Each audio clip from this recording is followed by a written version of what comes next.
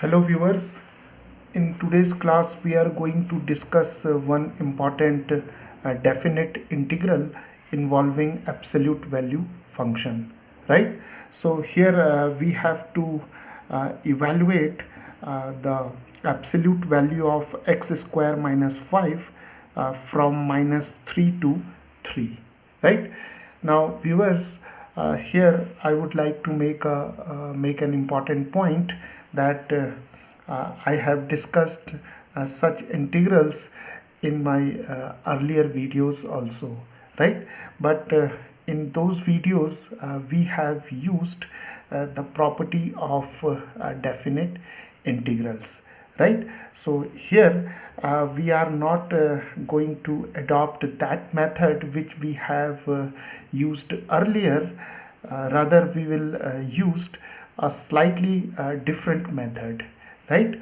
So in our earlier videos we have used the property of definite integral which states that if we have the integral from minus a to a f of x dx, then this integral is equal to twice of the integral from 0 to a f of x dx, right? And provided that f of x is an even function, right?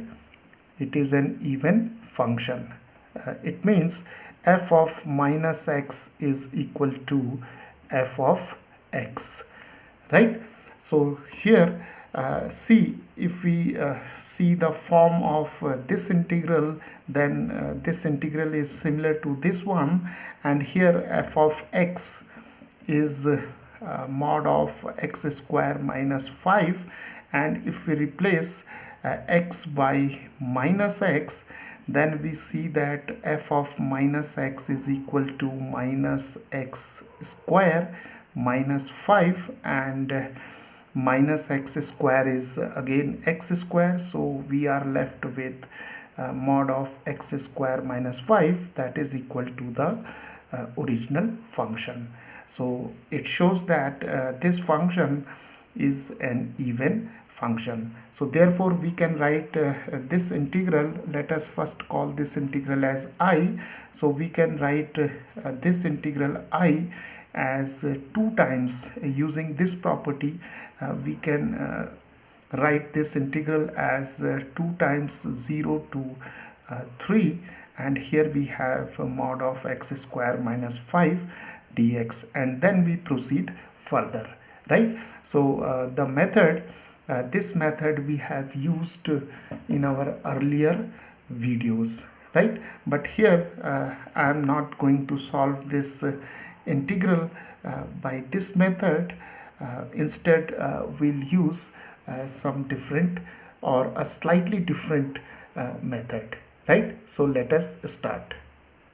Now let us take this integrand which is our function f of x, that is equal to mod of x square minus 5, right?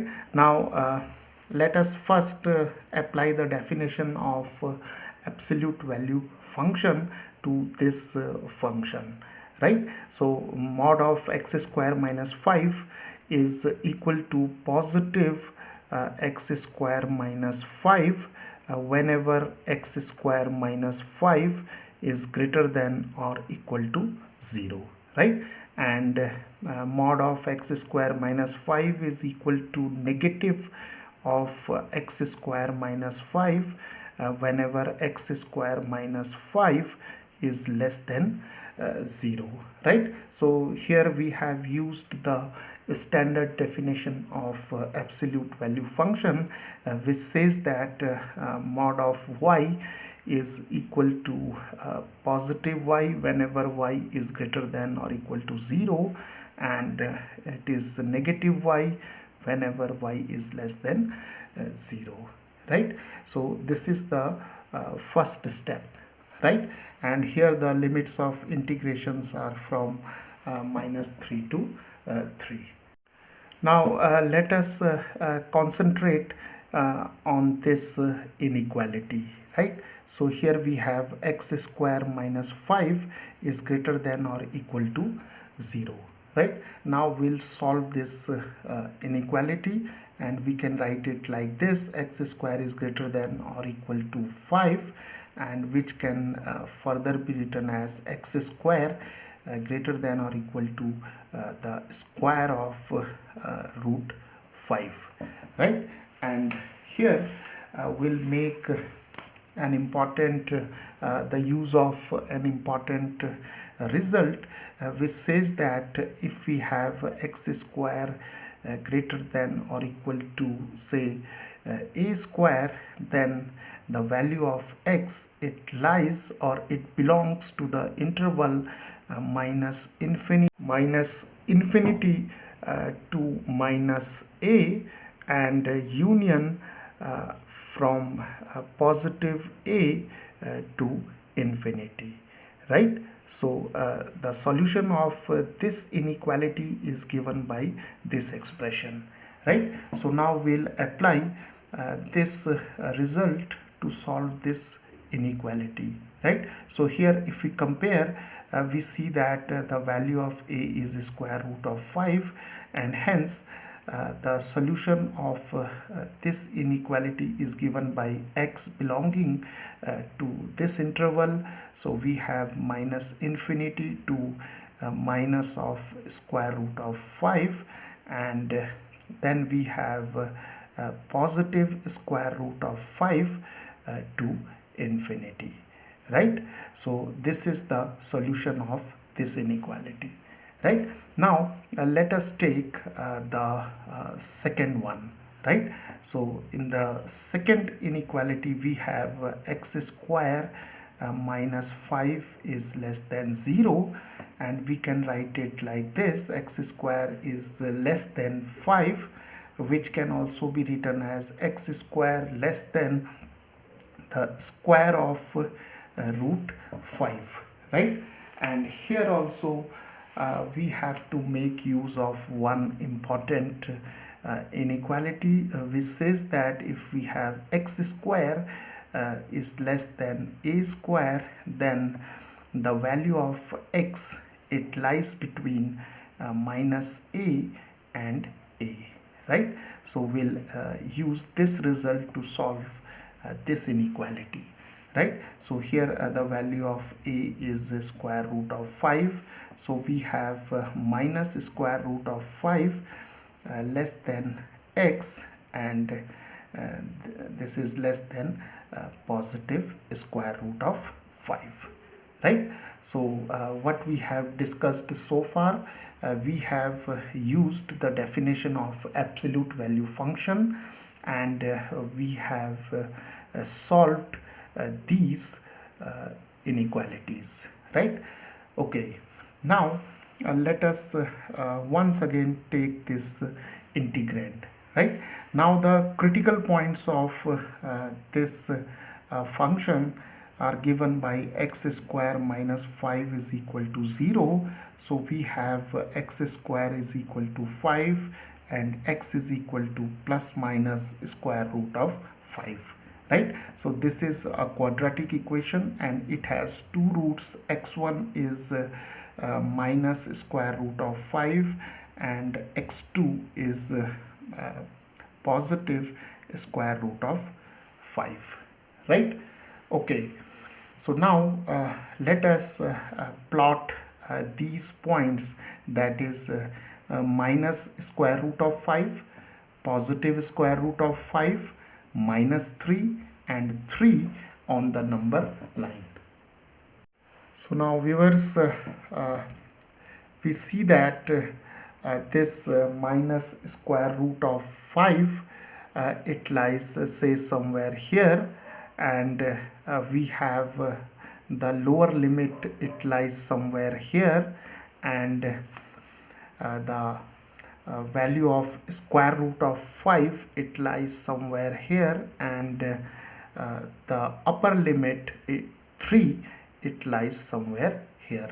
And here I would like to mention one important thing, that the approximate value of square root of 5 is 2.236, right? So now we have these 4 points on the real number line, right? So once we have plotted these 4 points on the number line, now let us solve this integral by splitting this integral as a sum of 3 integrals. So now the original integral uh, can be written as a sum of 3 integrals, and let us see how we can break this original integral as a sum of 3 integrals. Now see here, we have to integrate from -3 to 3, right? We have to integrate from -3 to 3. So now the first integral, that is I1, it will go from -3 to minus square root of 5, right? From -3 to minus square root of 5, and then I2, it goes from minus square root of 5 to square root of 5, right? From minus square root of 5 to square root of 5. And the third integral, it goes from from square root of 5 to 3, right? So these are the 3 integrals, right? And here we can write the integrand. So we have mod of x square minus 5 dx, and here also we have mod of x square minus 5 dx, and here also we have mod of x square minus 5 dx, right? Now the other thing which we have to do now is to assign the sign to this mod function, right? So now here we have 3 intervals, right? So the first one is from -3 to minus square root of 5. Then we have the interval from minus square root of 5 to square root of 5, and then we have square root of 5 to 3, right?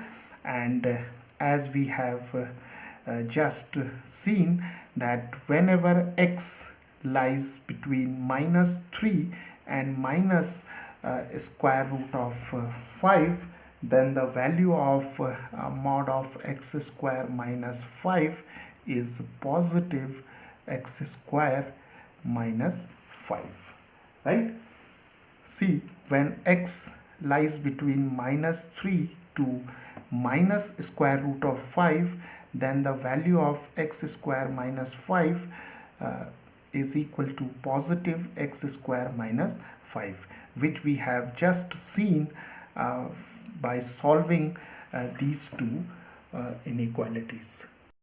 Now similarly, when x lies between minus root 5 to root 5, then the sign of mod of x square minus 5 is negative x square minus 5, right? And when x lies between root 5 and 3, then the sign of mod of x square minus 5 is positive x square minus 5, right? So this is how we assign the sign to this integrand, that is the mod of x square minus 5.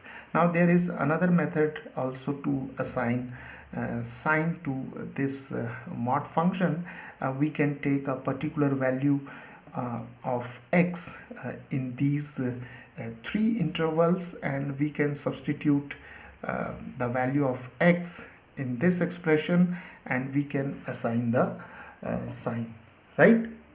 Now as I have just said that we can also verify the signs by taking a particular value of x in the given intervals, and let us do this.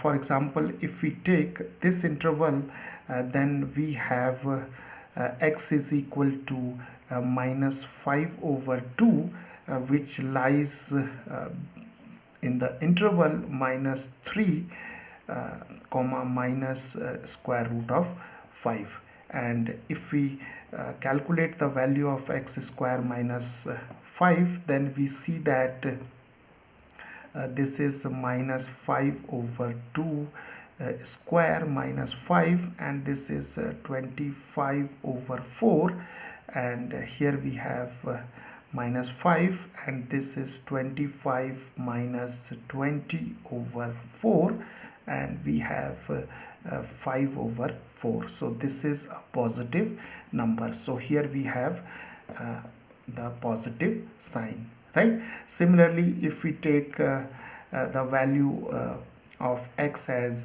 say 0, because 0 it belongs to this interval, that is minus root 5 to root 5, and if we calculate the value of x square minus 5, then we see that we have 0 square minus 5, and which is obviously minus 5, and this has negative sign. So here we have the negative sign, right? And if we take the third interval, and if we take the value of x as 5 over 2, positive 5 over 2, then we can calculate the sign, and then the value of x square minus 5 is given by 5 over 2 square minus 5, and here we have 25 over 4 minus 5,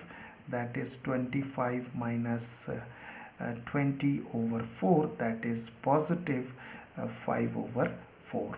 So we have the positive sign, right? So this is another method to assign sign to the absolute value of x square minus 5.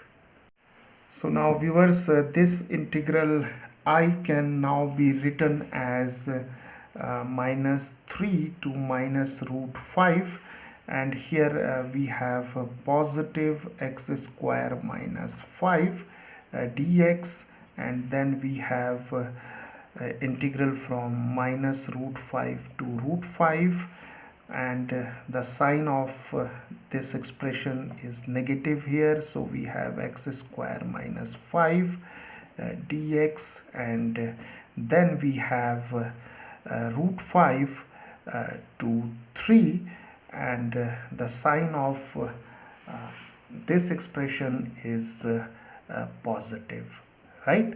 So now we have three simple integrals, and we can solve these three integrals one by one, right? So now I1 can be written as see, the integral of x square is x cube over 3, and here we have 5x, right? And the limits of integration are from minus 3 to minus root 5. So now we'll simply substitute the limits, and we'll take the difference. So when x is minus root 5, so here we have minus 5 root 5 over 3, then we have positive 5 root 5, and then we have minus, then we'll take x is equal to minus 3 over here, then we have minus 27 over 3, and here we have positive 15, right? Now we can simplify it. So we have 15 minus 5, that is 10 over 3 root 5, 10 over 3 root 5, and here we have 3 9s are 27, so 15 minus 9 is 6, so we have minus 6, right? Now I2 is we have here minus x square, so we have minus x cube over 3, and then we have minus minus plus, so we have here 5x, and the limits are from minus root 5 to root 5. Now we can substitute the limits, so root 5 will give us minus 5 root 5 over 3 plus 5 root 5, and minus, here we'll have minus 5 root 5, so this minus would become positive here, so we have 5 root 5 over 3, and then we have here minus 5 root 5, right?